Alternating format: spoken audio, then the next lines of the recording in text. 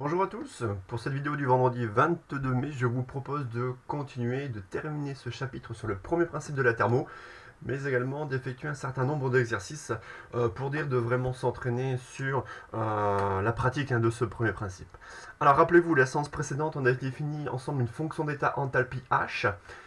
Cette fonction d'état enthalpie H a été mise en évidence lors du bilan énergétique d'une transformation monobar entre deux états d'équilibre mécanique, où on a fait apparaître la fonction h, une fonction d'état extensive définie par U plus PV, exprimée en joules, qui, je vous rappelle, pour un corps pur, cette fonction d'état est fonction, d'accord, de la température et de la pression. D'accord. On a généralisé cette démonstration aux évolutions isobars, où la pression du système est constante à tout instant, pour écrire le fait que delta H égale QP. D'accord. Ça, c'est une relation qui est très importante, aussi importante que delta U égale QV. Cela signifie que pour toute transformation isobar, à pression de système constante, le transfert thermique QP algébriquement reçu par le système s'identifie à la variation d'enthalpie du système thermodynamique. D'accord. Ensuite, on s'est intéressé à un système bien particulier que vous connaissez, c'est le gaz parfait. Pour le gaz parfait, l'enthalpie peut se réécrire H égale U plus nRT. D'accord. On a également montré que l'enthalpie molaire ne dépendait que de la température. Cela constitue la deuxième loi de Joule. D'accord. Le gaz parfait est en fait le seul système thermodynamique qui vérifie les deux lois de Joule. Énergie interne ne dépend que de la température. Enthalpie ne dépend que de la température. D'accord. On a défini la capacité thermique à pression constante du gaz parfait en Joule K-1, telle que delta H égale Cp delta T égale NCPM delta T égale M petit cp delta T. D'accord. Relation analogue à delta U égale Cv delta T. D'accord. L'expression différentielle de cette relation nous a permis ici de réécrire finalement les capacités thermiques à pression et à volume constant. D'accord. Et surtout de retrouver cette relation quand on intègre ici sur intervalle de température TITF, on retrouve la relation delta H égale Cp delta T. D'accord.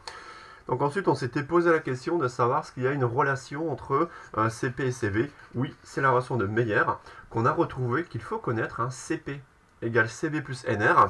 Autrement dit, Cp moins Cv égale Nr. D'accord. Donc relation sur des grandeurs extensives en joule K-1 et relation sur les grandeurs intensives associées à molaire et massique. On définit le coefficient de Laplace associé, le gamma égale Cp sur Cv supérieur à 1. Rapport des capacités thermiques à pression constante et à volume constant. Et on l'a vu en exo, finalement, exprimer Cp et Cv en fonction de gamma et Nr. D'accord. En utilisant la relation de Meyer et coefficient de Laplace, on arrive à ces deux relations-là. D'accord. Que soit vous apprenez celle-ci, d'accord, soit vous retrouvez très rapidement sans erreur. D'accord. Un tableau nous a permis ensuite de distinguer le cas du gaz parfait monoatomique du gaz parfait diatomique, le plus courant en exo étant le gaz parfait diatomique, pour lequel le gamma vaut 1,40. D'accord. Pour des températures, on va dire, usuelles, entre 10K et 1000K. Ok. Bien.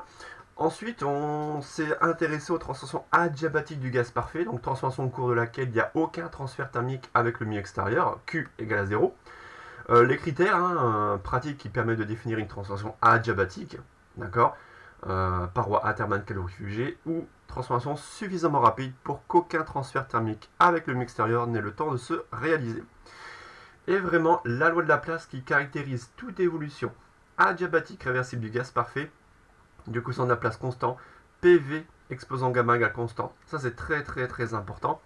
On a également montré que ici, finalement, sur un diagramme de Watt, en traçant une isotherme et une adiabatique passant par le même point, c'est vrai que j'aurais pu continuer ici, je viens d'y penser, pour bien montrer la différence de pente.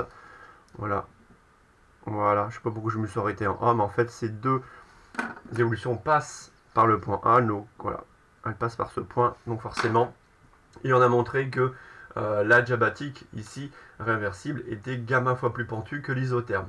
D'accord, donc ça, retenez-le, on ne va pas vous le demander de retrouver à chaque fois, mais pour le tracé, on voit bien que l'adiabatique réversible est gamma fois plus pentu qu'une isotherme.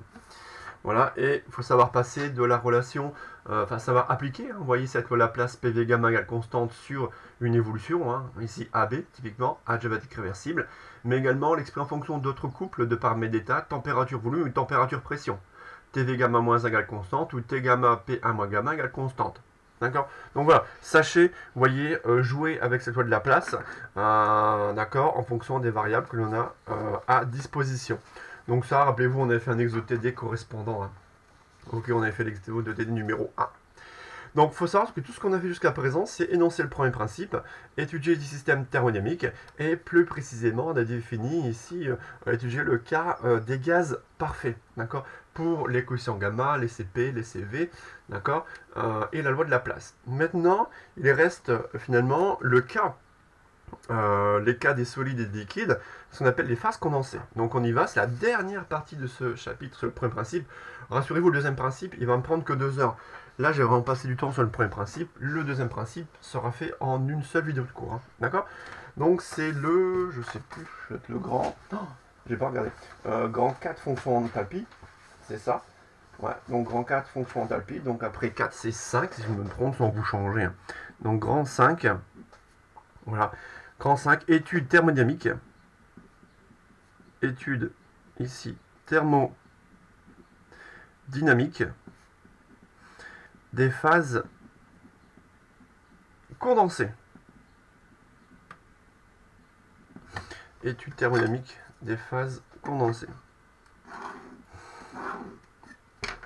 Alors, on va d'abord, dans un premier temps, ici, modéliser une phase condensée. D'accord ? Mais surtout, on va partir de constatations expérimentales. Comment se comporte une phase condensée? Alors, phase condensée, bien avoir en tête, c'est l'étude, ici, évidemment, des phases solides plus liquides. D'accord? L'étude des gaz a déjà été menée précédemment. L'étude des gaz parfaits, l'étude des gaz réels, gaz parfait, équation d'état des gaz parfaits. Gaz réels, on peut adopter l'équation d'état, par exemple, de Van der Waals. Mais l'étude des gaz a déjà été menée. Donc, surtout, on ne parle pas ici de gaz. Hein. Surtout pas.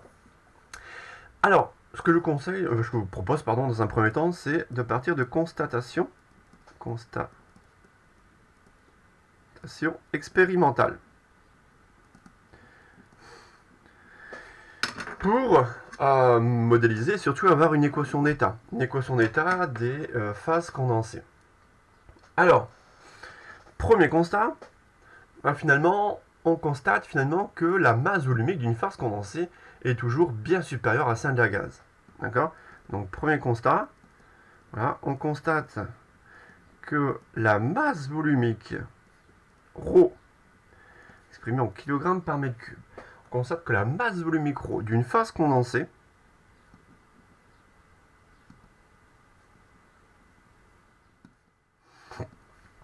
est largement supérieure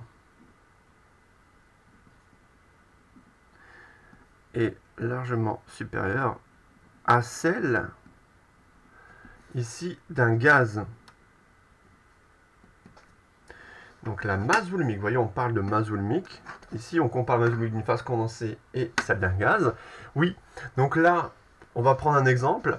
En effet, la masse volumique, donc également, c'est l'occasion d'introduire des ordres de grandeur. La masse volumique ici de l'eau, alors l'eau, elle est à liquide. Ici, puisque je rappelle, la masse volumique de l'eau, elle est à liquide. Ici, on va prendre, ici, d'accord, 1000 kg par mètre cube. D'accord? Et cette masse volumique de l'eau liquide, elle est bien supérieure à celle de l'air à température et pression ambiante, qui est de 1,29 kg par mètre cube. Donc là, elle est bien supérieure à la masse volumique de l'air, qui est considéré comme, par exemple, un gaz parfait à température et pression ambiante, hein, un mélange de N2 et O2, d'accord, qui est environ égal à 1,29 kg par mètre cube. D'accord? Donc là, bien sûr, on est à température et pression ambiante. Et pour l'air, on prend un mélange de N2O2. D'accord? Dans les proportions que vous connaissez. Voilà. C'est-à-dire que voilà, sur cet exemple, quand on parle de masse volumique de l'eau liquide et celle de l'air, bon là, il y a un facteur 1000 entre les deux. D'accord? C'est-à-dire que là, on voit très bien que finalement, l'eau liquide, de par le rapport 1000 entre les masses volumiques, l'eau liquide, d'accord, et on peut bien justifier, d'accord, la notion de phase condensée, d'accord. Donc là, on a bien ici cette notion de phase qui est condensée. Phase condensée qui s'oppose ici au gaz, qui n'est pas une phase condensée. C'est-à-dire que ce terme, pardon, je me suis mal exprimé, ce terme de phase condensée, d'accord, est justifié par cette masse volumique qui est beaucoup plus importante que celle de l'air. D'accord? D'où le nom de phase condensée. Déjà, premier temps. Ensuite, quand on effectue un certain nombre d'expériences, par exemple, pour une phase condensée, lorsqu'on augmente la pression, son volume diminue très peu. D'accord? À température constante. C'est une compression isochore. D'accord? Donc on constate, donc deuxième constat, donc on constate que le volume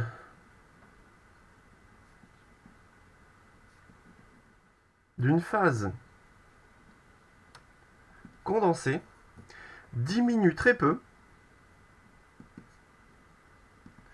donc diminue très peu, lorsque la pression augmente. Lorsque la pression augmente. Donc, constat expérimental, un autre constat, le volume d'une phase condensée diminue très peu lorsque la pression augmente. Alors là, on est à température constante.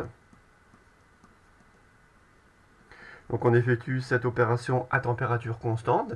Et en fait, c'est une compression. D'accord? Compression, ici, isotherme.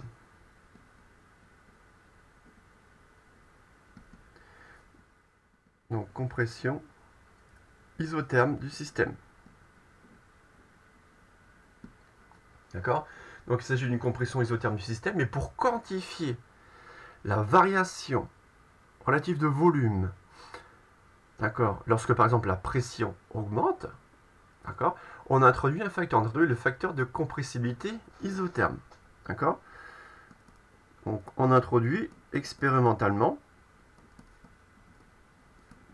le facteur de compressibilité. Alors vous voyez, il porte bien son nom, hein. Compressibilité isotherme. Donc on peut le définir ici finalement pour une phase condensée, mais également pour un gaz. Hein. C'est-à-dire que là on effectue la manip ici sur une phase condensée, mais ce facteur de compressibilité est également défini pour un gaz. Donc c'est finalement la grandeur qui. Ça c'est un qui, indice T. Un qui T. Un qui T, c'est le facteur de compressibilité isotherme, T en indice pour dire que la température est constante. Alors il est défini par moins 1 sur V. D'accord?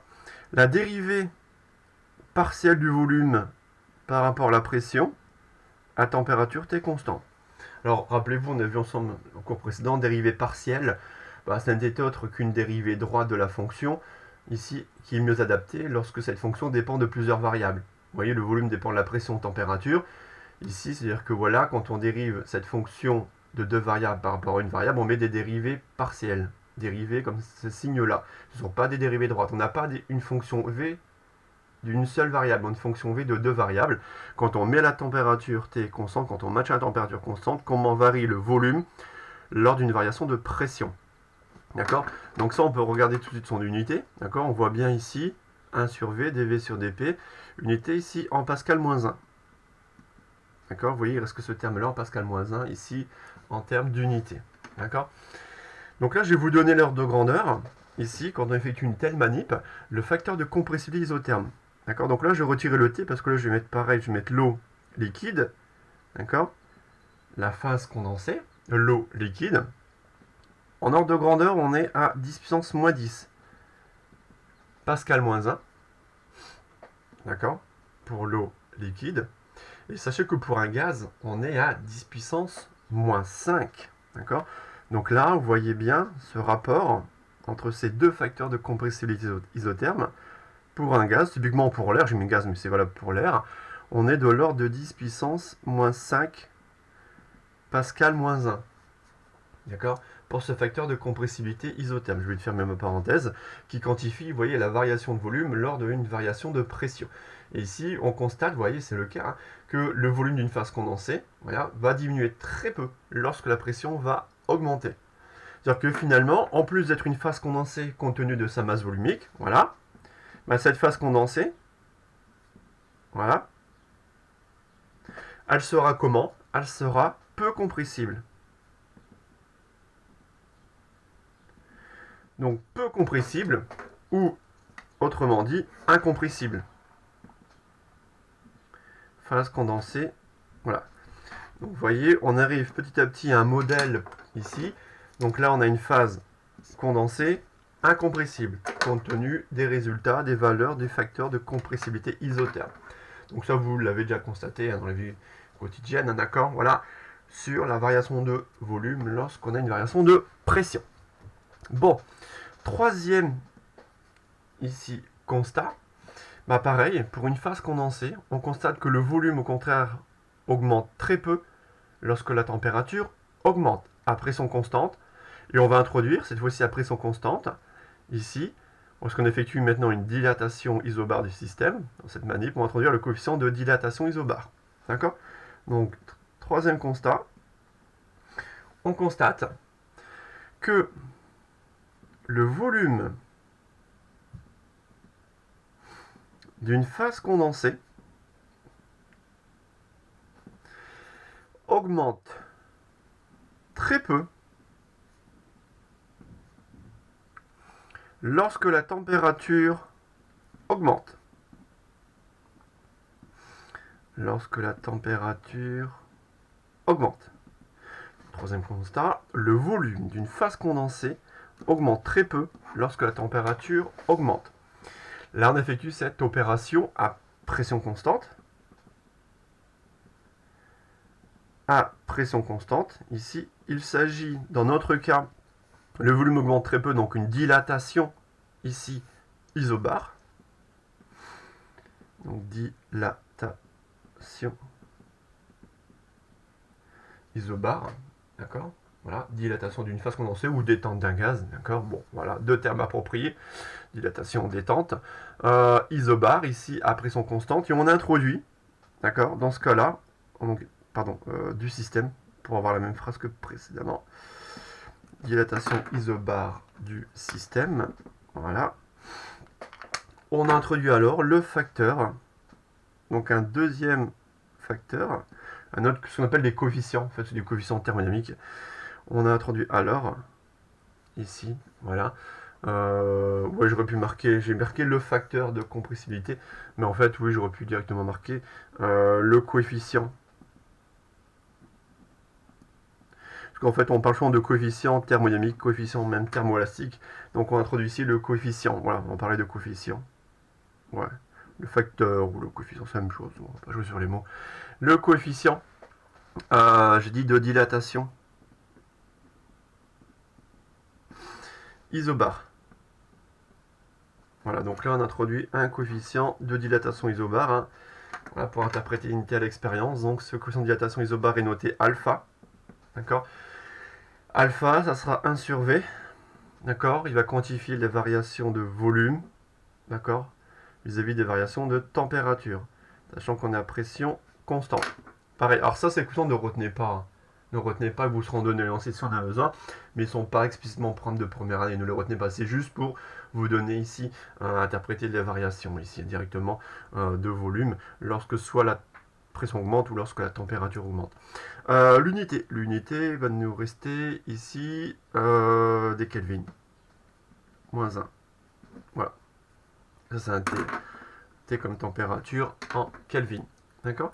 Donc dans ce cas-là, sachez que le coefficient de dilatation isobare, ici, pareil, alors je vais prendre par exemple, donc j'ai repris toujours ici l'eau liquide, hein, je peux reprendre ici, voilà, l'eau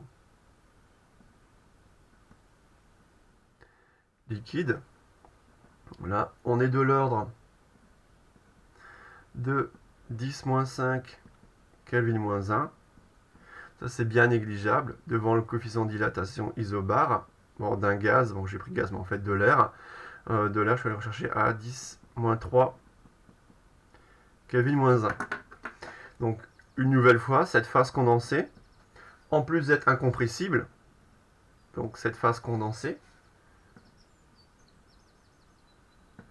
en plus d'être incompressible, elle est en plus indilatable.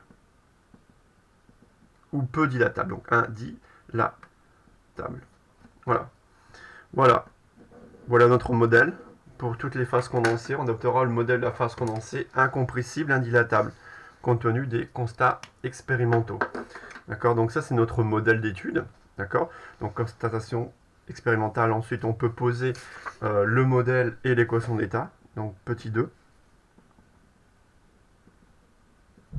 Modélisation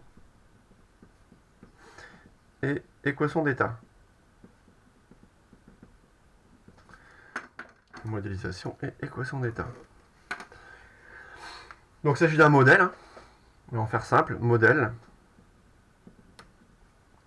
de la phase condensée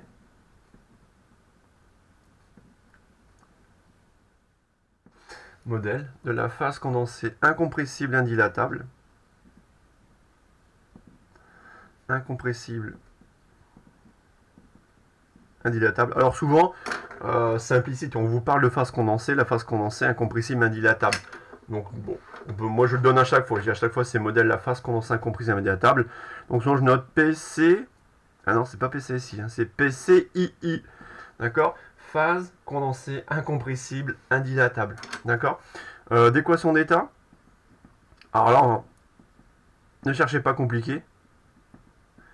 L'équation d'état d'une phase condensée, finalement, elle résume les comportements expérimentaux précédents, à savoir que lorsque la pression augmente, le volume diminue très peu, lorsque la température augmente, le volume augmente très peu, bref, dans quasiment tous les cas, le volume reste constant. Donc ça, c'est l'équation d'état. Donc V, ici, le volume d'une phase condensée reste constant. Voici son équation d'état, tout simplement. D'accord ? Ok, bon, c'est pas ça qui va nous donner ici le plus d'informations en exo, mais sachez que voilà, pour la phase condensée, d'accord, on aura ici un volume quasiment constant. D'accord? Voilà. Bon. Alors oui, je pense à ça, je pense au coefficient de dilatation isobar, 10-5 Kelvin-1. Il faudra juste faire attention, j'y pense maintenant en petite subtilité. Il y a une anomalie de l'eau en fait, où entre 0 et 4 degrés Celsius, ouais, ça c'est pas pour toute température, entre 0 et 4, le coefficient ici devient négatif, c'est-à-dire que finalement, lorsque la température augmente, l'eau liquide va se contracter. Bon, ouais, bon, ça c'est, attention, il y a une petite anomalie, bon, après c'est juste donner un titre ici d'indication pour ici justifier le terme de phase compressible indilatable. Mais c'est vrai que je pense à ça, il y a une petite anomalie de l'eau liquide ici entre 0 et 4 degrés Celsius où l'alpha devient négatif. Bon, alors, maintenant ce qui m'intéresse le plus en exo, c'est de connaître finalement l'enthalpie et l'énergie interne d'une phase condensée incompressible indilatable. D'accord? Donc petit 3. Petit 3, le plus important, hein, d'accord, pour étudier en exo ces phases condensées. Alors il y en aura, hein, je vous dis, la majorité des exos concernera les gaz parfaits, mais il y aura forcément des exos qui porteront sur des phases condensées. D'accord, donc il faut savoir exprimer l'enthalpie et l'énergie interne, ici, d'une phase condensée. Donc il y a un exo, c'est l'exo sur le chauffage d'une chambre. Le système étudié, c'est le sol, le plafond, les murs, donc ce sont des phases condensées. Mais également tout ce qui est expérience de calorimétrie. Dès qu'on va plonger ici un solide, un morceau de glaçon, de l'eau liquide, on aura des phases condensées à étudier.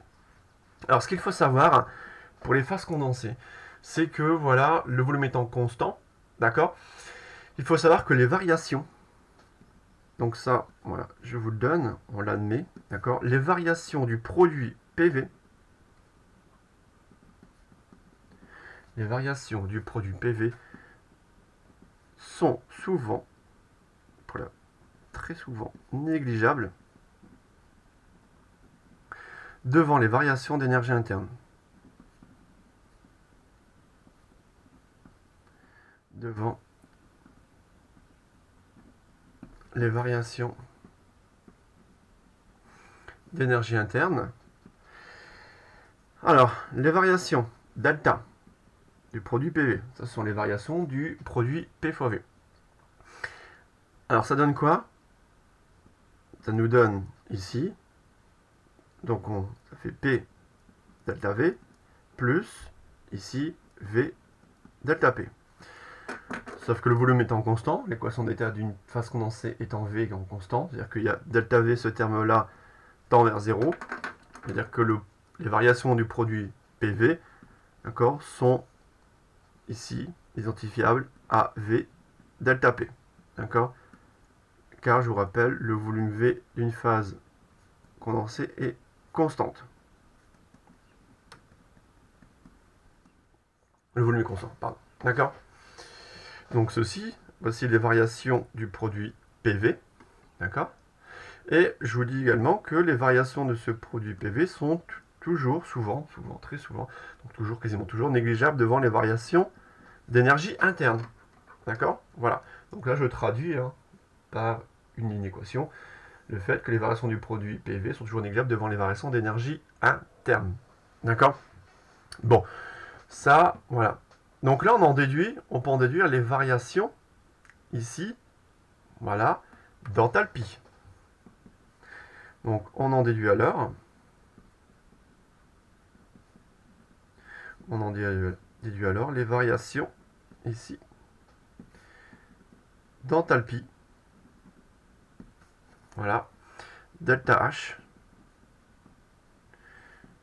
d'une phase condensée incompressible indilatable, entre deux états d'équilibre thermodynamique. Donc, variation d'enthalpie, delta H. D'accord? Donc, delta H, c'est le delta U plus PV, c'est le delta de U plus PV. D'accord? On distribue les variations, ça fait variation d'énergie interne, plus les variations du produit PV. D'accord? Voilà. Or, compte tenu du fait que delta PV est négligeable devant delta U, donc ce terme-là, ici, négligeable devant delta U, donc il tend vers 0. D'accord? C'est-à-dire que voilà, on vient de montrer que finalement, pour une phase condensée incompressée dilatable, les variations d'enthalpie sont identiques, d'accord, aux variations d'énergie interne. Voilà, delta H environ égal à delta U, d'accord, pour une phase condensée incompressible indilatable. D'accord? Voilà. Et là, ici, donc variation d'enthalpie delta H, une phase condensée, d'accord, pour les variations. Ce que je veux rappeler également, je sais pas si je me rappelle plus si je l'ai dit, je pense que je l'ai dit. Pour le gaz parfait, oui, ce sont les joules, mais sachez que l'énergie interne U, on va admettre également que l'énergie interne U d'une phase condensée n'est fonction que de la température. D'accord? Et une fois qu'on a ça, comme les variations d'énergie interne s'identifient aux variations d'enthalpie, bah, l'enthalpie également ne sera fonction que de la température. D'accord? Donc retenons également que l'énergie interne U d'une phase condensée, ici, voilà, ne dépend que de la température.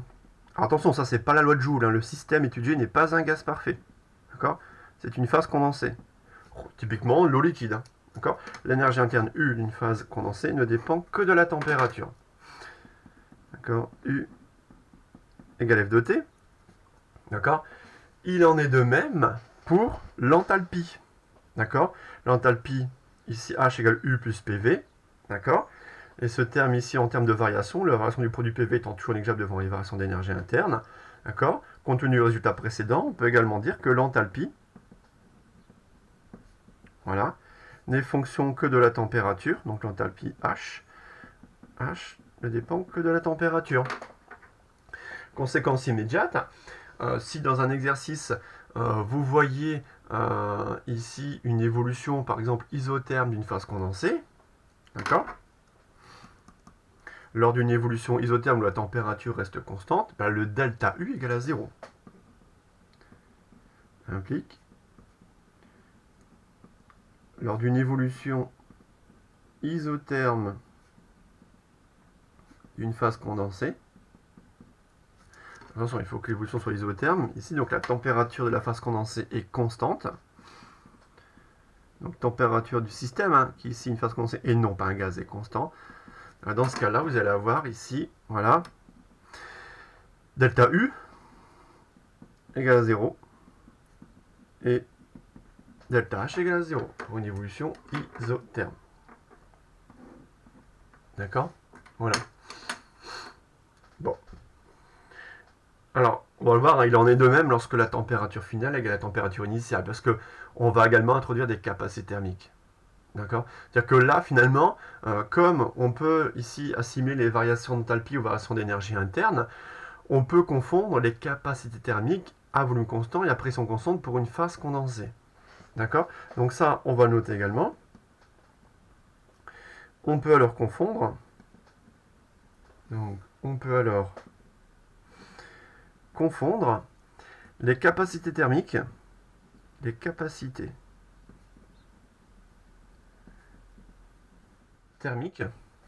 à volume constant et à pression constante pour une phase condensée. D'accord? C'est-à-dire que pour une phase condensée, rappelez-vous, on a défini un CP/CV pour un gaz parfait, d'accord? Une phase condensée également, on peut définir une capacité thermique, sauf que là, la distinction entre pression et volume constant n'a plus lieu d'être, d'accord? On va parler de la capacité, on va noter grand C. Grand C, de toute façon, on verra dans les notés, ici des exos, des problèmes, ça sera la capacité thermique. La capacité thermique, voilà, de la phase condensée, alors qu'on parlait des capacités thermiques du gaz parfait. On parlait des capacités thermiques du gaz parfait selon qu'on se plaçait à volume ou à pression constante, les deux étant reliés par la relation de Meyer. D'accord? Voilà, CP, environ égal à CV, égale à grand C. D'accord?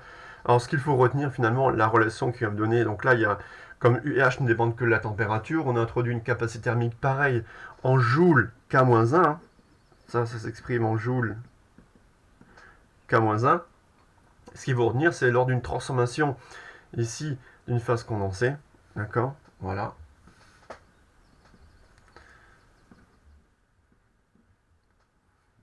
Lors d'une transformation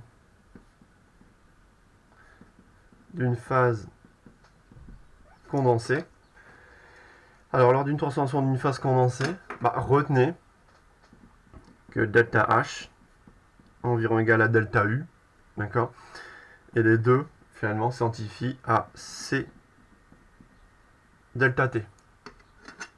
D'accord? Alors, pareil, C delta T, ou M petit c delta T, ou N CM delta T. Tout dépend quelle capacité thermique on vous introduit. Alors c'est la capacité thermique parce qu'il n'y a plus lieu de distinguer la pression volume constant, mais par contre il y a toujours la grandeur extensive et les deux grandeurs intensives associées. La capacité thermique massique de la phase condensée, la capacité thermique molaire de la phase condensée. D'accord? Donc M c'est delta T, N c'est M delta T. Pareil, si dans la transformation vous voyez que la température finale égale à la température initiale, d'accord? Si on va noter, lors de l'évolution, la température finale égale à la température initiale, alors, ce que je dis tout à l'heure, le cas d'une évolution isotherme, d'accord? Ou également, si la température ici, intermédiaire est quelconque, mais la température initiale égale à la température finale, dans ce cas-là, delta H égale à 0 et delta U égale à 0. D'accord? Voilà, mais il faut pour cela que la température finale est égale à la température initiale. D'accord? Là, il faut bien les énoncer. Donc ça, c'est pour une transformation, vous voyez, d'une phase condensée entre deux états d'équilibre initial et final. D'accord? Delta T, je vous rappelle, c'est température finale moins température initiale. Lors d'une transformation élémentaire, on va écrire ce qu'on a écrit précédemment. Lors d'une transformation élémentaire d'une phase condensée. Transformation élémentaire. Alors on écrit finalement que, donc pareil, dH, variation élémentaire d'enthalpie, environ égale à la variation élémentaire d'énergie interne, d'accord, égale C dt, MC dt, NCM dt. D'accord, j'ai de la place, j'écris tout. Donc je rappelle ici les notations. Donc pareil, c'est entre deux états d'équilibre infiniment proches.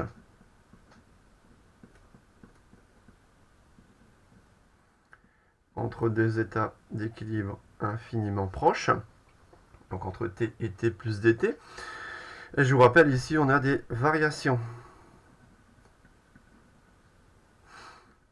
élémentaires, ici, pour enthalpie, pour énergie interne, et pour la température. dt, c'est la température en T plus dt moins la température en T. Là, le dt, c'est par exemple la température à l'instant ultérieur T plus dt moins la température en T. Ça, c'est dt. D'accord? Voilà. C'est la variation élémentaire de température entre deux instants finement proches. Je vous rappelle ici un peu le formalisme. Ok? Bon. Qu'est-ce que je regarde vite fait mes notes, ouais, c'est bon. Donc la capacité thermique, c'est-à-dire que finalement, ouais, j'aurais pu dire ici quelque chose, j'oublie pas une remarque, c'est que finalement, voilà, si on parle de la capacité thermique de la phase condensée, on peut dire que toute l'énergie qu'on va apporter au système sert à augmenter la température. D'accord? On le voit ici. Toute l'énergie apportée au système va servir à augmenter la température. En effet, la dilatation, pour une phase condensée, est négligeable. C'est-à-dire qu'il n'y aura pas de travail des forces de pression. D'accord? Donc ici, voilà, on peut dire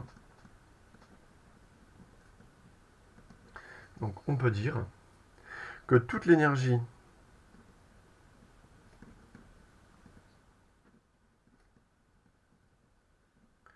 apportée au système de la phase condensée, d'accord, sert à augmenter la température,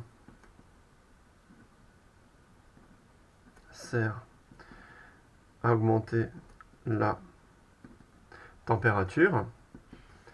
En effet, pour une phase condensée, le travail des forces de pression est négligeable.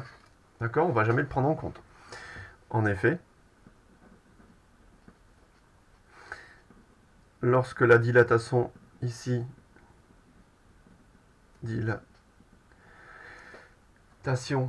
est négligeable, c'est le cas pour une phase condensée. Rappelez-vous les coefficients de dilatation isobar, hein, d'accord?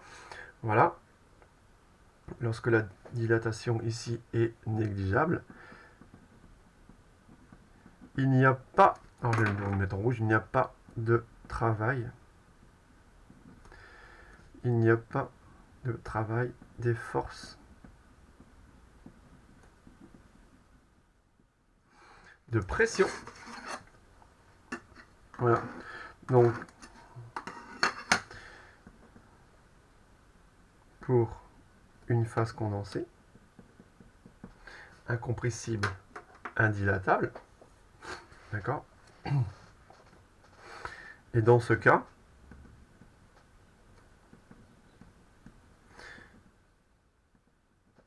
le premier principe, alors il s'écrit de quelle manière? Si on écrit le premier principe pour une phase condensée, les variations d'énergie interne, delta U, donc en fait la phase condensée est considérée comme un système qui est purement thermodynamique, sauf qu'il est incompressible et indilatable. Delta U, finalement, c'est-à-dire que finalement, delta U égale à Q, essentiellement. Éventuellement, vous allez rajouter un travail, non pas des forces de pression, mais éventuellement un travail autre, typiquement un travail de nature électrique. D'accord? Donc ça dépend de l'énoncé, il faut bien lire l'énoncé. On aura un exemple en DD sur la calorimétrie. D'accord? Mais sachez que voilà, ici, delta U égale à Q, plus éventuellement un travail autre, d'accord, que celui des forces de pression, parce que le travail des forces de pression est négligeable pour une phase condensée. Ok? Je termine, il me reste un tout petit peu de place, super, parfait, juste en bas par des ordres de grandeur. D'accord? Donc les ordres de grandeur, autres ordres de grandeur pour les capacités thermiques des phases condensées, pour les avoir en tête. Voilà. Alors, deux cas. Le cas des solides, il faut savoir qu'en fait, c'est une théorie, hein, la capacité thermique molaire des solides est quasiment constante, d'accord, c'est la loi de Dulong et Petit. Et surtout, ce qu'il faut retenir, c'est la capacité thermique massique de l'eau liquide qui est très élevée, d'accord. Donc, on y va, ordre de grandeur. La première, la capacité thermique molaire des solides, capacité thermique molaire des solides. Ici, on peut dire qu'elle est quasi constante.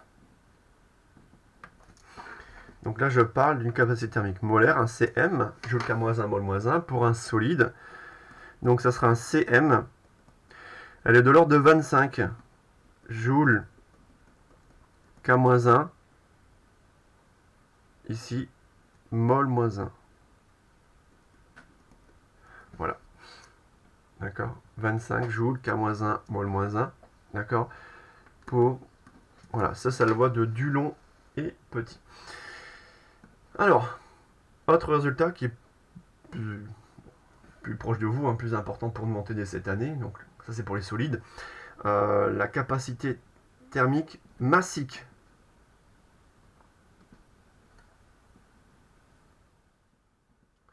de l'eau liquide. La capacité thermique massique de l'eau liquide. Donc massique de l'eau liquide. Ça par contre je vais mettre en rouge, il faut vraiment la connaître. Après bon, elle sera souvent donnée en exo. En TD là, même en DES je peux la donner. Donc c'est un petit c. Capacité thermique massique. Donc en joule K-1 kg-1. D'accord. Donc c'est 4,18 kJ. Ici. K-1 kg-1. Donc 4,18 kJ, attention là, d'accord. Donc 4180 joules, donc kJ, K-1, kg-1, c'est une valeur qui est très élevée. Valeur qui est très élevée et qui justifie le fait que l'eau soit vraiment le fluide caloporteur par excellence, d'accord. Donc l'eau liquide en fait est également qualifiée de fluide calo. Alors comment ça l'indique, c'est calo chaleur, caloporteur. D'accord. Donc le fluide caloporteur, d'accord. Donc ça permet en fait d'emmagasiner beaucoup d'énergie, on va dire, sans passer au changement d'état, sans bouillir. D'accord. Donc ici, donc permet d'emmagasiner, de stocker beaucoup d'énergie sans passer au changement d'état. D'accord. Donc ici, sans bouillir. D'accord, valeur qui est très élevée pour l'eau liquide. Donc capacité thermique, ici massique de l'eau liquide en 4,18 kJ. D'accord, Kelvin-1, kg-1. D'accord. Je vérifie, on est tout bon, je pense, sur les phases condensées. Très bien. Bah là, on a tout ce qu'il faut. Voilà, on a tout ce qu'il faut pour faire les exos. Ouais. Là, il faut en faire des exos. Là, on va essayer d'en faire 3. 3 exos, on va voir après. D'accord, il faut en faire pas mal sur ce premier principe. D'accord.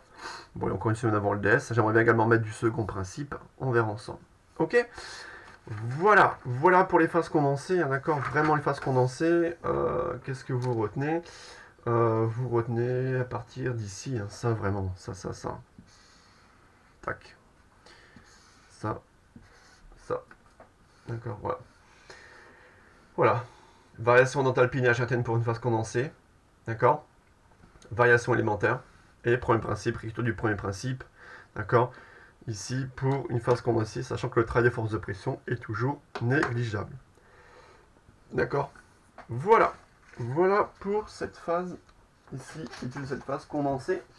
Justement, on va enchaîner sur un exo de phase condensée, avant de repasser sur les gaz. D'accord. C'est l'exo numéro 3 de la fiche de TD. Donc là, je garde sous la main le cours sur les phases condensées. Donc là, il est encore tout frais, donc ça permettra d'avancer assez rapidement sur cet exo numéro 3, sur le chauffage d'une chambre. D'accord. Alors, qu'est-ce qu'on nous dit dans cet exo? Alors là, pareil, on va lire ensemble l'énoncé. Donc c'est l'exo ici numéro 3. Je vais le faire en direct avec vous. Les autres, on verra. En fonction du temps, sinon je vous donnerai mes corrections du script. Là, je l'ai, mais elle est un peu brouillon, donc je vais refaire avec vous. Chauffage. Et puis là, il faut que je le pose avec vous, parce qu'il y a un bilan ici d'énergie qui n'est pas si évident dans cet exo. D'accord, donc il faut vraiment que je le fasse avec vous en direct. Chauffage d'une chambre. Alors, pareil. Donc le 3.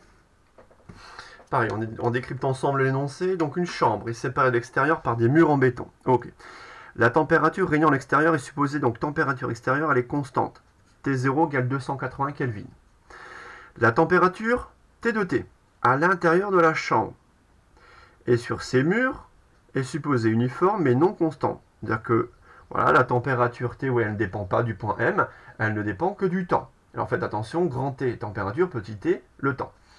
La puissance perdue par la pièce à cause des fuites thermiques est égal à 1 sur R T de T moins T0. Alors là, c'est un terme de perte. Ça quantifie les pertes d'énergie. Hein. Ce terme-là, en fait, c'est le terme de perte d'énergie. Et on vous donne la puissance. La puissance, ici, exprimée en watts. Donc là, on vous donne ici la puissance perdue. Donc là, au niveau du plafond, au niveau des murs, d'accord, 1 sur R, T de T moins T0. T0 étant constant, R c'est quoi? C'est ce qu'on appelle la résistance thermique des parois. Donc c'est au niveau des parois, résistance thermique des parois. Vous voyez, résistance thermique en Kelvin par watt.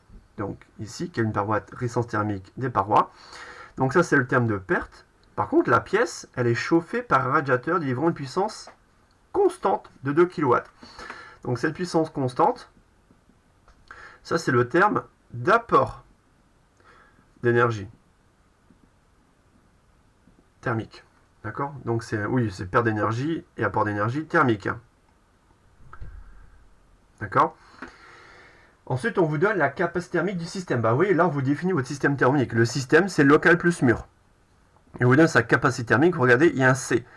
Et au niveau du C, il n'y a pas d'indice sur le volume ou la pression. C'est-à-dire qu'il s'agit bien, vous voyez dans le système, local plus mur, c'est bien ici, vous voyez, donc 1,5 joule Kelvin-1, c'est bien la grandeur extensible, c'est bien une phase condensée. Donc le système, c'est bien une phase condensée incompressible et dilatable, dans la mesure où on prend, alors le local, ouais, ce qu'ils appellent local dans le sujet, je pense c'est sol, plafond. Hein. Le système, ce sera sol, plafond plus mur. Hein. D'accord, on ne va pas prendre le gaz, il n'y a pas de gaz parfait ici, c'est une phase condensée. On va quantifier les pertes d'énergie au niveau du sol, surtout plafond et mur. Et on vous donne une condition initiale. À T égale à 0, la température vaut la température du milieu extérieur, 280 Kelvin, et on allume le radiateur. Déterminer l'expression de la fonction TT, température au cours du temps, et tracer son allure. Alors on vous donne une condition initiale. Bon, si on vous donne une condition initiale, on vous demande l'expression ici littérale de la température au cours du temps. Bon, là, peut-être vous avez le réflexe de dire, ah bah, il y a peut-être une équation différentielle à exprimer, à établir, et ensuite à résoudre compte tenu de la condition initiale. Bah, c'est le cas. D'accord? En fait, pour établir cette équation différentielle, je l'ai déjà dit, bah là, on va appliquer le premier principe sous forme différentielle. Pour avoir une équation différentielle, très bien, entre deux états d'équilibre infiniment proches. Et on va rappeler que pour une phase condensée, le travail des forces de pression est négligeable. Il n'y a que le terme ici de transfert thermique qui est algébrique. Et dans ce terme de transfert thermique, on va distinguer les pertes d'énergie thermique des apports d'énergie thermique. C'est ça le plus subtil. D'accord? On y va. On rédige ça ensemble. Exercice numéro 3. Allez, c'est parti. Alors, exercice numéro 3, le chauffage d'une chambre. Donc, première question, toujours comme en mécanique, il faut toujours définir le système étudié. On y va. Allez, c'est parti. Le système. Donc ça, c'est un système qui est thermodynamique. Voilà. Donc le système S. On va prendre le sol, plafond, mur. Allez, on change un peu l'énoncé. Sol, plus plafond, plus les murs. Le tout étant assimilé. Donc le système étant assimilé à une phase, voilà, condensée, incompressible, indilatable.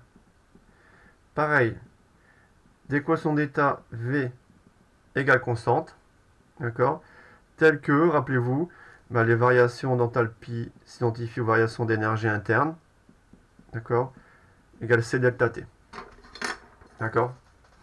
Alors, c'est pas ces variations finies qui m'intéressent, hein. J'ai dit ce sont les variations élémentaires, donc je vais plutôt écrire ici dH environ égal à du égale à C dt.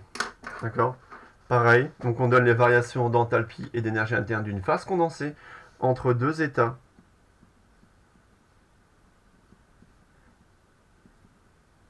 d'équilibre infiniment proches. D'accord? Voilà. Et là, pareil, qu'est-ce qu'on va faire? On cherche l'expression de la température en fonction du temps. Donc là, pareil. Là, je vais reprendre entre deux états d'équilibre infiniment proches. D'accord? On écrit pour un principe thermo. Voilà, on écrit. Voilà. On écrit. Voilà. Le premier, c'est de me répéter. Le premier principe On écrit le premier principe. Alors, comment il s'écrit ce premier principe? Il nous dit que les variations élémentaires d'énergie interne entre deux instants infiniment proches, moi je rappelle ce que c'est, hein, c'est U at plus dt moins U de t. Ça c'est delta W plus delta Q dans le cas général d'un système purement thermodynamique macroscopiquement au repos. Et ici, attention, pour une phase condensée, d'accord, qui se réécrit pour une phase condensée incompressible indilatable, du égale delta Q. Phase condensée, d'accord, on rappelle que le travail des forces de pression est négligeable. Travail des forces de pression négligeable, déjà. Et surtout, quand on lit l'énoncé, il n'y a pas d'autre travail. Il n'y a pas d'autres travaux ici. Hein. Il n'y a pas de travail de nature électrique, il n'y a pas d'effet Joule. Donc là, autre argument, c'est qu'il n'y a pas d'autres travaux ici. D'accord? Il n'y en a pas d'autres. Il n'y a pas d'autres travaux. Il n'y a pas de travaux utiles. Pas de travail utile, je vais réussir. Hein. Pas de travail utile. Il n'y a pas de travail de nature électrique. Il n'y a pas d'effet Joule. Donc simplement, delta U, du égale delta Q. Et là, on rappelle que delta Q, bah, ça quantifie, c'est un terme d'échange. D'accord? C'est un terme d'échange, hein, si c'est le terme de transfert thermique. Delta Q, d'accord? C'est une quantité, ici, élémentaire échangée. D'accord? Est une quantité ici élémentaire. Donc c'est une quantité élémentaire, petite quantité, hein, d'accord? Ici, algébrique. Algébrique, donc il faut ici, voilà, fixer le signe, d'accord? Échanger avec le milieu extérieur.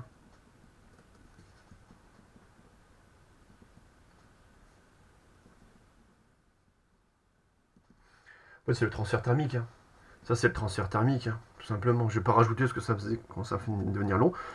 Juste préciser que delta Q, c'est une quantité élémentaire. Hein. J'insiste sur le fait que c'est algébrique. En effet, dans ces transferts thermiques, hein, ici élémentaires, il faut distinguer l'apport de la perte. On va distinguer ce qui rentre et ce qui sort du système. En fait, par convention, dans ce delta Q, mais finalement, la quantité entrante est comptée comme étant positive. Donc, dans ce delta Q, il y a une quantité entrante. Il y a également une quantité sortante. Mais cette quantité sortante va être comptée comme étant négative. D'accord? Delta Q sortant. D'accord? Donc, dans ce delta Q, dans ces variations, ici, dans cette quantité élémentaire, il y a une quantité entrante. D'accord? Comptée comme étant positive. Et ici, ça sera compté comme étant négative. D'accord? Voilà. Ce sont les conventions de la thermodynamique. Ce qui sort, c'est ce qui est perdu. Donc, ça va être compté comme négativement vis-à-vis du système. D'accord? Alors, ici, au niveau de l'apport d'énergie. Au niveau de l'apport d'énergie thermique, qu'est-ce que l'on a? On a l'énergie thermique apportée par le radiateur. D'accord? L'apport d'énergie thermique, c'est lié à la puissance P. D'accord? Donc ça, c'est lié au radiateur. Radiateur, ici, qui fournit une puissance P constante. D'accord? Donc là, la quantité d'énergie, hein, ici, gagnée en 30. C'est-à-dire que là, la puissance P constante en watts, c'est-à-dire que finalement, entre T et T plus dt,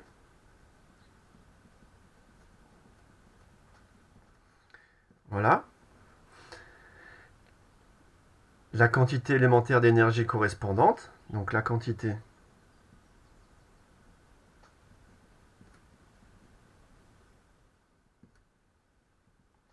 élémentaire d'énergie, on va dire entrante, qui entre au système, d'accord, ou l'énergie qui est gagnée, qui est reçue, effectivement reçue,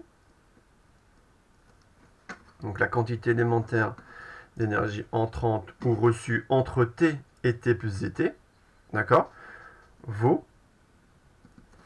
Donc qu'est-ce qu'elle vaut? Bah, ça c'est la quantité ici delta QE, quantité élémentaire. Bah, ça sera la puissance P fois dt, PDT. D'accord? Voilà, ça sera PDT.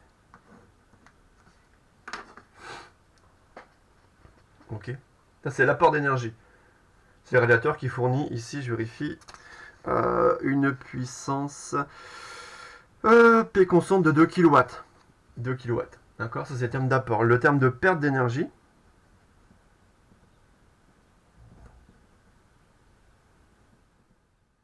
donc on a les pertes d'énergie thermique.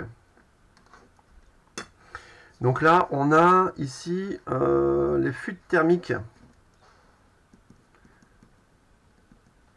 Donc on a des fuites thermiques, voilà, vers l'extérieur. Et on vous donne, voilà, une puissance PTH en 1 sur R. Et là, vous voyez, on retrouve la fonction T de T moins T0. Là, on retrouve la fonction que l'on cherche à déterminer, la température T. Donc les fuites thermiques vers l'extérieur. Et pareil, on va estimer la quantité élémentaire d'énergie perdue entre deux instants infiniment proches à cause de ces fuites thermiques vers l'extérieur. Donc ici, pareil, entre T et T plus dt, la quantité élémentaire d'énergie, elle est en préconvention entrant-sortant, donc sortante. Donc là, c'est entrant, sortante, vaut. Donc là, j'ai mis, donc avec le signe moins, là, je vais garder la gamme. Donc ça sera delta QS. Ça sera la puissance PTH fois dt. Donc ça sera 1 sur R, TT moins T0 dt. Voilà. D'où le bilan. D'où delta Q. Ça sera PDT moins 1 sur RTT moins T0 dt. On trouve bien que ce terme-là est négatif. Hein, d'accord. Et ça, ce delta Q égale à DU. D'accord. Donc, d'où le bilan d'énergie. Interne ici. Donc, le bilan d'énergie se réécrit. C'est le premier principe. Hein, le premier principe nous permet d'effectuer un bilan d'énergie. J'en étais où? J'en étais là. DU. DU, c'est delta Q. Alors, DU, c'est delta Q. Donc, c'est le delta Q entrant. Donc, c'est PDT. D'accord? Moins, attention, j'ai mis un moins pour que cette grandeur soit effectivement sortante, perdue. Moins 1 sur R. TT moins T0 dt. D'accord? Donc, ceci, que je couple avec quoi? Ça, finalement, voilà, c'est l'énergie entrante, l'énergie sortante, et à gauche, les variations élémentaires d'énergie interne entre deux états équilibrés infiniment proches, elles sont liées aux variations élémentaires de température. Je rappelle que DU, c'est CDT. C'est CDT. Alors là, faites gaffe. Hein. La variation élémentaire de temps. Temps, c'est l'instant dt qui sépare t plus dt de l'instant t. Là, c'est variation élémentaire de température. Donc là, faites gaffe. Hein, vous voyez, là, on a dt, là, on a des grands t. Ces notations sont différentes. Le petit dt, je vous rappelle, il vient du fait qu'il faut convertir une puissance en watts. Ça, ce sont des watts secondes. On a des joules, hein, conversion joule watt seconde. D'accord, on a dt. D'accord, ça c'est, d'accord, t plus dt moins t. La durée élémentaire qui sépare les deux instants infiniment proches. C'est t plus dt moins t. On trouve dt. Là, c'est d grand t. Pardon, d grand t, c'est la température en t plus dt. Là, je vous rappelle, hein, c'est c fois la température en t plus dt moins la température en t. D'accord? Là, finalement, voilà. Hein. Là, on aboutit à notre relation, à savoir, qu'est-ce qu'on obtient? On va obtenir c dt égale ici p dt, d'accord, moins 1 sur r tt moins t0 dt. Est-ce que vous voyez se profiler l'équation différentielle? Presque. L'équation différentielle, ici, je rappelle, on va chercher la fonction t de t. Donc il faut établir une équation différentielle, ici, qui vous donne par exemple la dérivée de la température par rapport au temps. Donc pour faire apparaître ça, je vais diviser par dt les demandes de l'équation. Donc en fait, j'aurai c dt sur dt. Vous voyez? Dérivée de la température par rapport au temps. Dérivée de la température T par rapport au temps. Égale P moins 1 sur R TT moins T0. D'accord? Bon. Une fois qu'on a ça, on fait passer ce terme-là ici à gauche. Qu'est-ce qu'on peut faire? On peut également diviser. Oui, bon, parce que c'est pareil, qu'est-ce qu'on met? Donc on aura C dt sur dt plus 1 sur R t de t égale P plus 1 sur R t0. D'accord? On peut faire apparaître une constante de temps, taux. D'accord? Taux égale RC. Donc on aura RC dt sur dt plus multiplié par R. R étant la résistance thermique, d'accord, des parois. Donc ça fait RP plus T0. Voilà.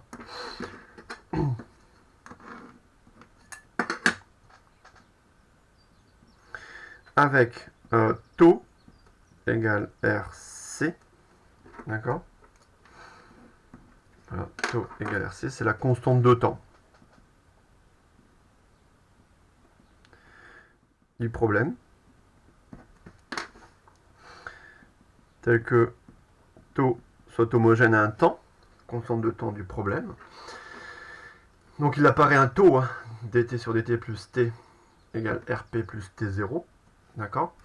Bon, ici, ça c'est une équation évidemment différentielle linéaire d'ordre 1, d'accord, qui vous donne la solution t de t, température, l'évolution de la température, l'évolution temporelle de la température pour le système considéré, soit plafond mur, assimilé à une phase condensée incompressible et indilatable. D'accord? Donc par linéarité, là j'ai même pas lu les questions, il fallait s'y tracer, bon c'est toujours question 1, question 1 pardon, j'ai pas relu, donc par linéarité on en déduit, voilà, tt, alors je vous rappelle c'est a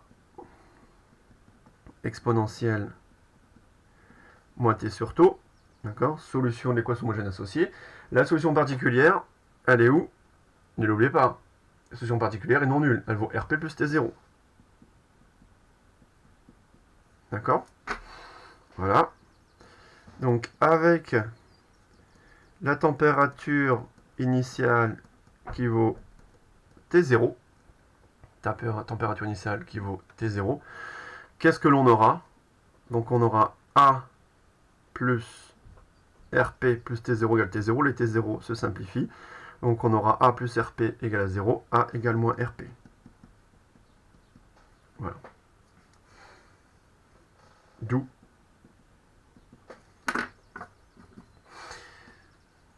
la température T. Est-ce que je vois cette place ici? Ouais. Donc on aura RP. Donc R, hein, résistance thermique, hein. P, puissance thermique apportée par le radiateur. D'accord? Donc RP. J'aurai l'exponentielle. Alors j'aurai quoi? J'aurai un T0 qui va se balader. J'aurai un plus. J'aurai 1. J'aurai une fois RP. Là j'aurai moins exponentielle. Donc j'ai 1 moins exponentielle moins T sur taux. J'oublie pas, il y a un terme en T0 qui se balade en plus. Hein. Plus T0. Voilà. Voilà la solution de l'équation différentielle linéaire d'ordre 1 compte tenu de la condition initiale. En 0, à moins 1, 0, donc quand petit t tend vers 0, la température tend vers T0, c'est cohérent, cette température du mixeur retrouve la condition initiale. Et en plus infini, ça tend vers 0, on aura RP plus T0. Ok, on trace le graphe. Voilà. De la température T, ici, en fonction du temps. Je peux placer... Ouais, 0, enfin ouais, 0. La température 0, super. Ouais, je vais pas être à l'échelle, mais ce que je vais faire, c'est bien faire apparaître, voilà, une température T0 ici. Je suis pas à l'échelle, hein. T0 ici. À T égale à 0, la température T vaut T0. La solution particulière vaut RP plus T0.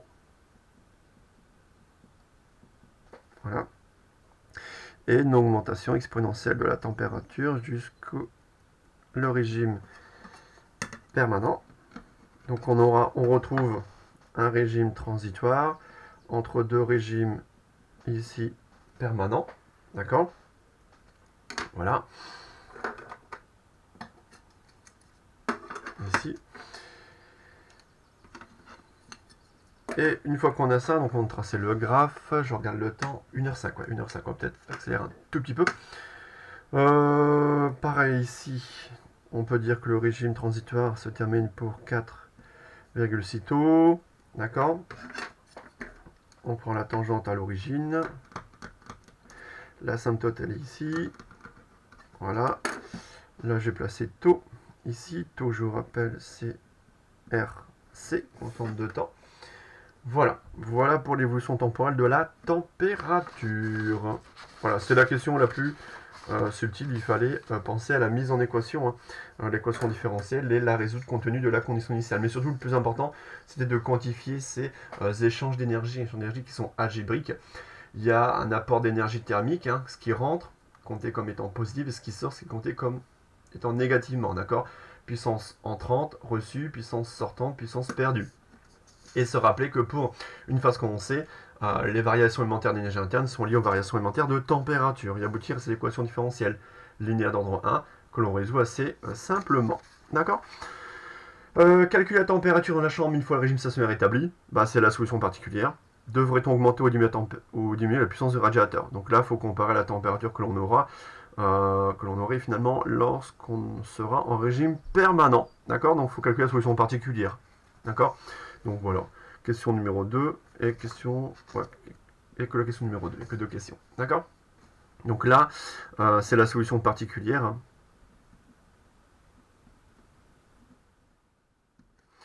La solution particulière, ici, elle s'écrit... Donc c'est, j'aurais pu marquer TH, mon solution particulière. Ça c'est RP, hein, plus T0. D'accord? D'accord, c'est la limite quand t tend vers plus infini. Hein. D'accord, voilà, solution particulière en régime permanent. En régime permanent. Voilà. Alors, bon voilà, c'est tout. Application numérique. La solution particulière. Ici, donc on aura du R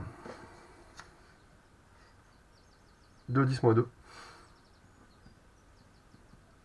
P 2 kW plus 280 Kelvin, d'accord? On trouve 320 Kelvin. Ça fait beaucoup, hein. Ça fait beaucoup pour une chambre. 37 degrés, je sais pas ce que vous en pensez. C'est chaud, hein. C'est chaud pour une chambre, non? 37 degrés. Là, il faudra diminuer la puissance du radiateur. D'accord? Parce que si vous diminuez la puissance du radiateur, donc en fait, T0 étant fixe, étant constante, la résistance thermique, donc éventuellement, on peut jouer dessus, mais c'est pas le paramètre principal, c'est la puissance P. Hein. Là, radiateur, on est à combien? On est à 2 kW en constant. Là, il faut diminuer. Hein. D'accord? Si on veut diminuer la solution de la température, hein, le seul paramètre ici facilement ajustable, c'est la puissance P du radiateur. Voilà. Il faut diminuer cette puissance P. D'accord? Bien, je regarde 1h10. Bon. Très bien. Voilà. Voilà pour cet exo ici sur la phase condensée incompressible dilatable. Ça change un peu de l'étude des gaz que l'on peut mener et sur lesquels on va revenir d'ailleurs. On va revenir sur l'étude des gaz. D'accord? On va dire, allez, on va Regardez le temps, 1h10. Il y a le 4 que j'aimerais bien faire, il y a le 5. Alors je regarde. Là, je n'aurai pas le temps, je pense, de le faire en direct. Qu'est-ce que je peux faire? Moi, on va commenter ensemble. Ouais. Allez, le 4. Le 4, la détente ici de Joule, Gay et Lussac. Détente de Joule, Gay, Lussac. D'accord, on revient sur des gaz. Donc, expérience mise au point au 19e siècle pour étudier le comportement des gaz réels. Vous voyez, donc différence de comportement entre gaz parfait et gaz réel. Donc, on a deux compartiments. Paroi calorifugée. Ah, paroi calorifugée, aucun transfert thermique avec le milieu extérieur. Paroi à Terman. Q égale à 0. Donc, dès qu'on voit ça, les parois du système ici sont calorifugées à Terman. Vous lisez ça automatiquement Q égale à 0. Aucun transfert thermique avec le milieu extérieur. Indéformable. Ah, bien. Parois indéformables. Pensez que les parois ne peuvent pas être mobiles, d'accord? Indéformables, ne peuvent être déformées, donc pas de travail des forces de pression, d'accord? Donc ici, voilà, W, le travail des forces de pression, égale à 0. Et ces deux compartiments communiquent par un robinet. Ce robinet est d'abord fermé. Il sépare le compartiment 1 de volume V1, initialement rempli de N mol de gaz à température T1, du compartiment T2 de volume V2 dans lequel on fait le vide. On va dire que voilà, compartiment T2, on aura fait le vide. Ensuite, on va ouvrir le robinet. On attend l'établissement d'un nouvel équilibre caractérisé par une température finale du gaz. Montrer que cette détente est isoénergétique, c'est-à-dire que l'énergie interne du gaz ne varie pas au cours de la transformation, c'est-à-dire que montrer que U est une constante, montrer que U est une constante, montrer que delta U égale à 0. D'accord, delta U égale à 0. Cette propriété dépend-elle du gaz? Déterminer la température TF dans le cas où le gaz est supposé être parfait. Bon, là je vais proposer ma correction compte tenu du temps, ça on va perdre du temps, c'est le cas de le dire. Détente de Joule, Gay, Lussac. Alors, on reprend l'expérience, pareil, hein, je vais tenir compte du fait, donc je ne ferai pas 2 heures en pleine et entière, je vous laisserai le temps de tout recopier. Là, on a, voilà, le dispositif. À gauche, on a N mol de gaz, d'accord, ici. D'accord, on ne sait pas si il est parfait ou pas, c'est un gaz. À température T1, volume V1. D'accord, compartiment de gauche séparé par un robinet du compartiment de droite où on fait le vide. On a un premier état d'équilibre initial. Ensuite, on ouvre le robinet et on attend l'état d'équilibre final. On a toujours N mol de gaz. Pression finale, température finale. D'accord, état initial, état final. Là, on vous demande de montrer que cette détente, alors en effet, c'est une détente parce que le volume accessible au système ici, c'est le même ou pas? Non, là, il est quasiment doublé. D'accord, le volume augmente. D'accord, le volume augmente, ça s'agit d'une détente d'un gaz. Et montrer que cette détente conserve l'énergie interne du système. Alors le système, moi, ça sera l'ensemble des deux. Gaz plus vide. Supposé purement thermodynamique. Système auquel j'applique le premier principe. Delta U, la variation de U, du système, c'est la variation d'énergie interne du gaz et du vide. U est une fonction d'état extensive, donc additive, pour deux sous-systèmes disjoints. On a deux sous-systèmes disjoints, U est extensive, donc on fait la somme des variations. Donc, égale W plus Q. Sauf que les parois sont indéformables rigides. Donc le travail des forces de pression est nul, ici. D'accord? Les parois sont... Là, je rappelle juste le travail des forces de pression. Mais dans tous les cas, vous pouvez simplement marquer que W égale à 0. Les parois sont indéformables rigides. Les parois sont calorifugées, à Terman. Q égale à 0. Si W est égal à 0 et Q égale à 0, forcément delta U égale à 0. C'est une détente isoénergétique du gaz. On conserve l'énergie interne quelle que soit la nature du gaz. En effet, on n'a pas précisé la nature du gaz. Est-ce qu'il s'agit d'un gaz parfait ou d'un gaz réel? Donc là, point méthode, définir le système thermodynamique, appliquer le premier principe, et bien les réénoncer. Paroi indéformable, W égale à 0, travail des forces de pression nul, paroi calorifugée, aucun transfert thermique avec le extérieur. Donc delta U égale à 0. Voilà. Maintenant, qu'est-ce qui se passe dans le cas d'un gaz parfait? Dans le cas d'un gaz parfait, qui subit la détente de Joule, Gay, Lussac, on rappelle que l'énergie interne, donc là c'est pas nécessaire, j'ai mis ce qu'on va distinguer du gaz parfait du gaz de Van der Waals. L'énergie interne du gaz parfait c'est CV fois T. L'énergie interne est proportionnelle à la température, quelle que soit l'atomicité. Première loi de Joule. Sauf que là, CV c'est 3,2 NR pour un gaz parfait monatomique, 3 degrés liberté de translation, 5 degrés liberté ici, 3 translations, 2 de rotation pour un gaz parfait diatomique aux températures usuelles, entre 10K et 1000K. Et vous le savez, hein, delta U égale CV delta T. Là, je rajoute juste GP pour gaz parfait. Or, la détente de Joule du sac est iso-énergétique. Donc, delta U gaz parfait égale à 0. Si delta U égale à 0, alors delta T égale à 0. Pas de variation de température. Donc, température finale égale température initiale. D'accord? Si on rejoint la première loi de Joule, hein, l'énergie interne du gaz parfait ne dépend pas du volume qu'il occupe, mais seulement de sa température. Ce n'est pas le cas ici d'un gaz réel, hein, un gaz réel modélisé par l'équation d'état de Van der Waals. D'accord? Bon. Alors justement, question plus subtile, 3 et 4, sur lesquelles je vais plus m'attarder.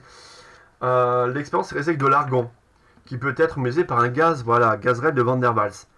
On vous rappelle l'équation d'état du gaz de Van der Waals, elle est ici. A et B, on a des constantes positives, caractéristiques du gaz. Rappelez-vous, c'est ici la propriété du modèle de Van der Waals. On a des constantes, coefficients, qui dépendent de la nature du gaz. Et on a l'énergie interne du gaz de Van der Waals. Énergie interne, je l'ai rajouté sur la fiche de TD en plus.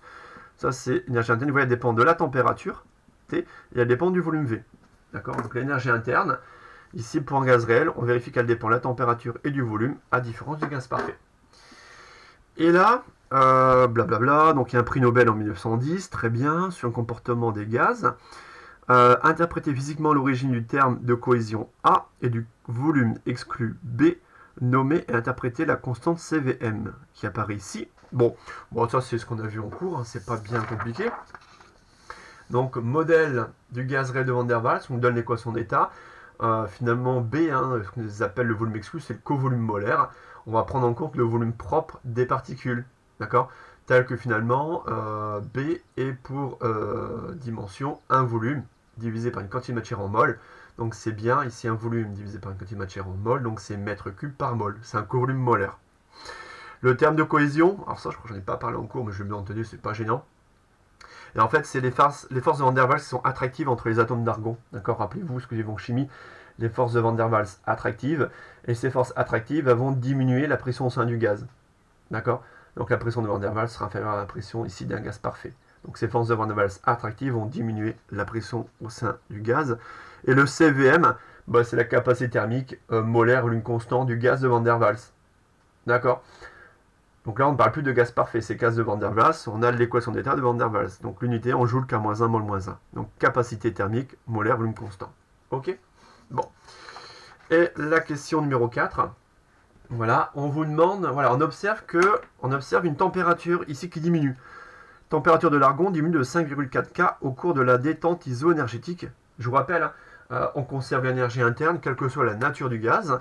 Et là, on a deux compartiments de même volume, on a une mol. En déduire la valeur du terme de cohésion A de l'argon. Donc en quoi cette manip, ici de détente iso-énergétique, va permettre de déterminer le coefficient A de Van der Waals de l'argon, sachant qu'on observe une diminution de température de 5,4 K. D'accord? Ici, donc le delta T négatif, il vaut moins 5,4 Kelvin. Les volumes identiques, V1 égale V2 égale 1 litre, convertir en mètre cube, et on a une mol. Là, il faut pareil. Même si c'est un gaz de Van der Waals, la détente reste iso-énergétique, d'accord? Et on va traduire la conservation de l'énergie interne. Sauf que l'énergie interne d'un gaz de Van der Waals, elle dépend de la température et du volume, ici et ici, d'accord? En fait, dans l'énergie interne de Van der Waals, le premier terme, ça c'est quoi? Ça c'est l'énergie interne d'un gaz parfait, d'accord? NCVMT, c'est l'énergie interne d'un gaz parfait. Vous retranchez le terme en N carré A sur V. Donc, on traduit le fait que ces détentes restent iso-énergétiques. Donc l'énergie interne du gaz de Van der Waals dans l'état final égale l'énergie interne du gaz de Van der Waals dans l'état initial. D'accord? Finalement, ici, finalement ça c'est état final, état initial. État initial, je vous rappelle, on a une température T1 ici et un volume V1. À l'état final, on a une température TF. Je vous rappelle qu'on sait quantifier TF moins T1. On a une baisse de température. Et le volume final, faites attention au volume final, c'est le volume total. Le volume final, c'est V1 plus V2. On a deux compartiments respectifs de volume V1 et V2. Donc le volume final, total accessible aux particules d'argon, c'est V1 plus V2. Et après, vous faites apparaître une différence TF moins T1, delta T. Et vous isolez A. Le A, il est là, donc on factorise par N carré A, ce que j'ai fait. On factorise par N carré A, ici. on a ceci, égale NCVM TF-T1, donc il apparaît assez facilement le NCVM delta T. Je mets ensuite au même dénominateur, là, je vous rappelle, je veux isoler A.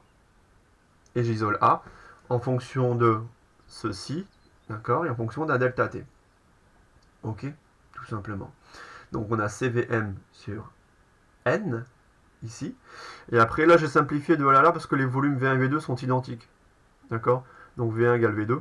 Donc on a 2 V1 ici pour le rapport qui est devant le delta T. Et on trouve, après calcul, ici du 0,13. Alors attention, ici, l'unité, joule par mètre cube, mol, moins 2. D'accord? Donc attention à l'unité. Ici, vous pouvez passer ici directement. D'accord? Là, on a des Kelvin. Là, on a joule, K-1, mol, moins 1. On a des mol. Là, on a des mètres cubes. Ok? Donc je trouve 0,13. 0,13, d'accord? Ça doit être une question qui est positive, parce que delta T, je vous rappelle, diminution de température. Même s'il y a un moins là, c'est pas gênant, le delta T, il est négatif.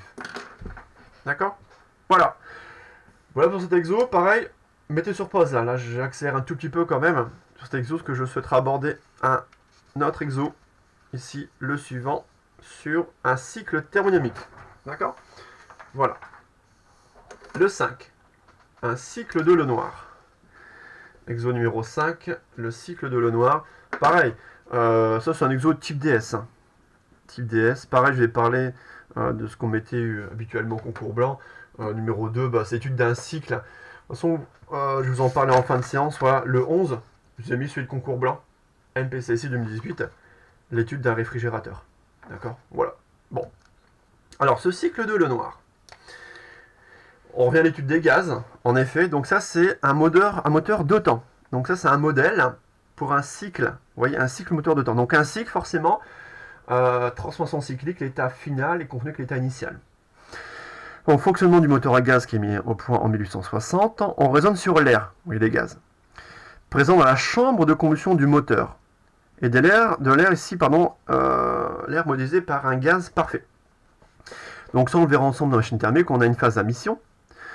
On a une chambre de combustion, l'inflammation, et on a, voilà, l'air à température T1 100 degrés Celsius, un volume V1 de 10 litres, une pression P1 de 2,5 pascal.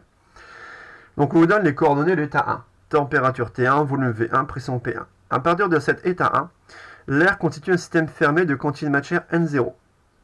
Le cycle, vous voyez, en transformation cyclique, se compose des étapes suivantes. Donc, transformation de 1 à 2. Explosion isocore jusqu'à pression P2. Explosion isocore jusqu'à pression P2. Donc explosion isocore, donc volume reste constant, la pression augmente. Ouais. Ensuite 2 à 3, détente isotherme jusqu'à un volume V3 égale 2V1. Détente, le volume augmente à température du système constante. Ouais. Et ensuite 3 à 1, voyons, on revient à 1, c'est bien un cycle, on a une compression isobare jusqu'à revenir au volume initial. Donc compression isobare, le volume diminue à pression constante. Compression isobare. Les gaz brûlés sont ensuite évacués lors de la chambre de combustion et un nouveau cycle redémarre. On cherche à représenter le cycle dans le diagramme de Watt pression-volume. Pour pouvoir définir les grandeurs d'état tout le long des transformations, on raisonne sur des transformations quasi statiques. Ouais, pas de souci. Donc tracer le cycle dans le diagramme de Watt, ça devra aller. On se base sur ça. Déterminer la pression maximale P2 atteinte ainsi que la température T3 à laquelle est le temps. Donc là, il faut exploiter la nature des différentes transformations. On a une isocore, une isotherme, une isobare, donc il faut jouer sur la nature des transformations. Calculer le travail algébriquement fourni. Alors là, une petite subtilité. Là, on vous demande de calculer le travail total algébriquement fourni. Là, on est dans la convention opposée à celle du cours. Là, on est dans une convention qui est opposée à celle du cours, dans la mesure où dans le cours, on a calculé le travail algébriquement reçu. Là, c'est le travail algébriquement fourni, donc ce sera la quantité opposée. Ce ne sera pas moins P système dV, ce sera plus P système dV. Question 4, justifier son calcul qu'entre le début et la fin du cycle dt égale à 0, bon ça c'est simple. Et en déduire le transfert thermique algébriquement reçu par le système, quelle est la source de transfert. Bon, ok, bah c'est l'étude première d'une machine thermique. Un cycle moteur de temps, le cycle de Lenoir. On a un cycle de transformation, on a isocore, isotherme, isobare. D'accord? On y va? Allez, pareil. Étude du cycle de Lenoir. On a N mol. N mol de gaz parfait. Un système qui est purement thermodynamique. D'accord? Donc macroscopiquement, on repose dans le référentiel d'étude. Je vous rappelle les coordonnées de l'état initial 1. Température T1, volume V1, pression V1. Pareil, température à convertir en Kelvin, volume en mètres cubes pour les applications numériques. Je vous ai rappelé, voilà, ici la correction manuscrite, que toutes les évolutions sont quasi statiques. Le système passe par une suite continue d'équilibre interne. Les grandeurs intensives sont définies à chaque instant et on a donc des courbes continues dans le diagramme de Watt, pression-volume. Alors justement, tracé du diagramme de Watt, pression-volume. 1, 2, explosion isocore. Le volume reste constant, c'est-à-dire que V1 égale V2. Ici, à volume constant, la pression augmente. On passe de P1 à P2. D'accord? 2, 3, détente isotherme. Pour un gaz parfait, je vous rappelle, une isotherme du gaz parfait dans le diagramme de Watt. Pression volume, c'est une branche hyperbole.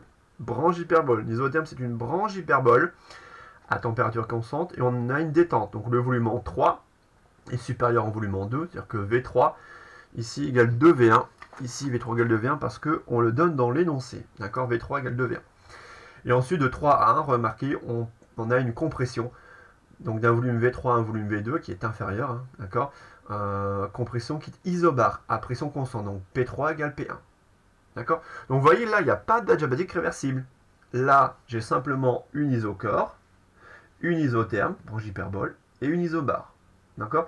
Et ça, c'est un cycle thermo, puisqu'en fait, on revient à l'état initial et on parcourt un certain nombre de fois ce cycle. D'accord? Et ça, c'est un cycle moteur. Alors pourquoi c'est un cycle moteur? On le verra dans 2 chapitres. C'est un cycle moteur parce que ça, c'est décrit dans le sens horaire.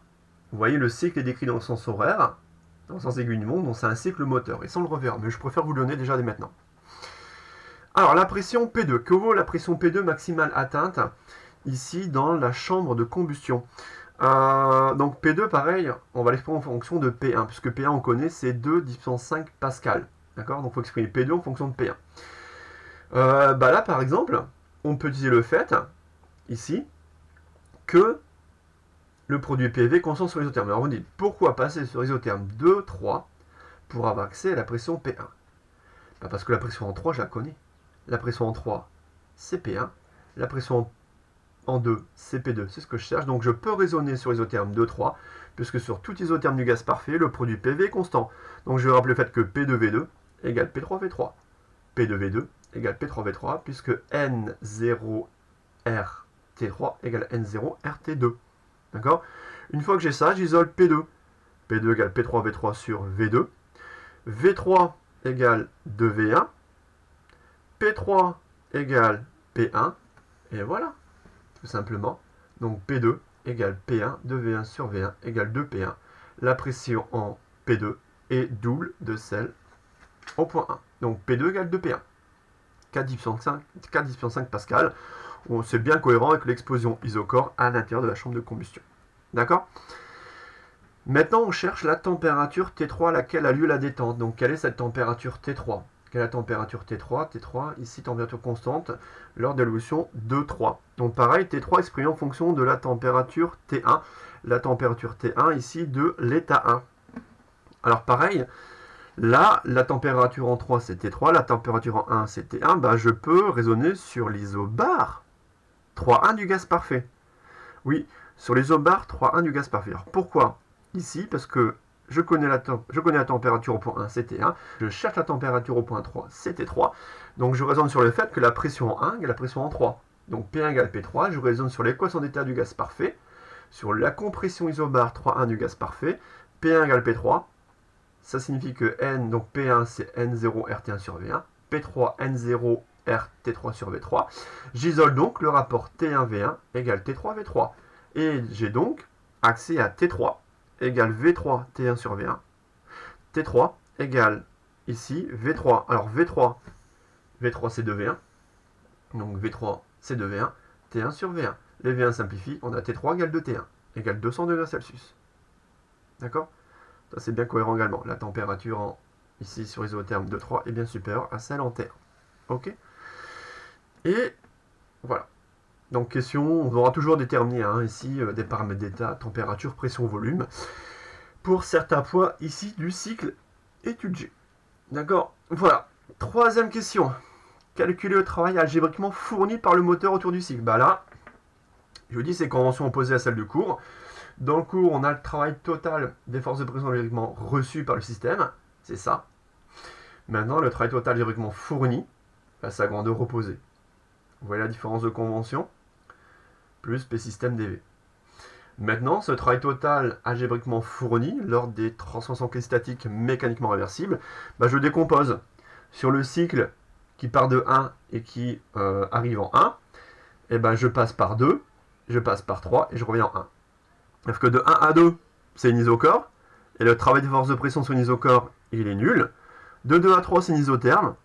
Ça, vous savez calculer le travail de pression sur une isotherme. Et sur une isobare, c'est encore plus simple. Vous savez également calculer le travail des forces de pression sur une isobare. Donc ce terme-là sur l'isochore est nul. Il nous reste à calculer le travail des forces de pression sur l'isotherme de 3 et l'isobare 3,1. L'isotherme de 3, température T2. Je sors ici NR0 T2. Et j'aurai donc du ln de V3 sur V2. Et ici, je sors la pression P3 isobare P3. P3 égale à P1. Donc on aura P3 facteur de V1 moins V3. D'accord? Et après, c'est les jeux de variables. Je fais tout pour faire apparaître P1, V1, T1. D'accord? Ce qui est le cas ici. T2. T2 égale 2T1. Donc j'ai mis les couleurs en plus. V3 égale 2V1. V2 égale V1. V3 égale 2V1. Je simplifie tout. Il apparaît N0RT1. Ça, c'est P1V1. Donc on peut en mettre P1V1, facteur de 2 ln de 2 moins 1. Et ça, c'est bien positif ici. C'est-à-dire que là, le système fournit, si le travail total fourni, si le travail total des forces de pression algébriquement fourni, il est positif, effectivement, ce travail de force de pression, il est fourni. Le système fournit de l'énergie sous forme de travail de force de pression au milieu extérieur. Il fournit effectivement. D'accord? Le calcul, ici, de ln de 2 moins 1, c'est positif. La valeur numérique, 1,06 puissance 3 joules. On remarque, dans la convention algébriquement reçue, on va prendre la quantité opposée. Et algébriquement reçue, on a une quantité qui est négative. Donc, si la quantité algébriquement reçue est négative, elle est effectivement fournie. En effet, il faut savoir qu'un moteur thermique, ici, qui se base sur les principes de la thermodynamique, donc un moteur thermique, il fournit effectivement de l'énergie sous forme de travail, des forces de pression. Voilà, il fournit effectivement de l'énergie sous forme de travail, des forces de pression. Puisque le travail total algébriquement fourni est positif et le travail total algébriquement reçu dans la convention opposée est négatif. Donc, un moteur fournit réellement, effectivement, de l'énergie sous forme de travail. Et là, une fois qu'on a ça, je suffis que delta U égale à 0, U est une fonction d'état, donc ces variations ne dépendent que de l'état initial, l'état final, donc delta U égale à 0, et on déduit le transfert thermique reçu par le système. Donc ça va aller vite, énergie interne U est une fonction d'état. Ces variations finies ou élémentaires, donc entre deux états d'équilibre initial-final, entre deux états d'équilibre infiniment proches, ces variations ne dépendent que de l'état initial et l'état final.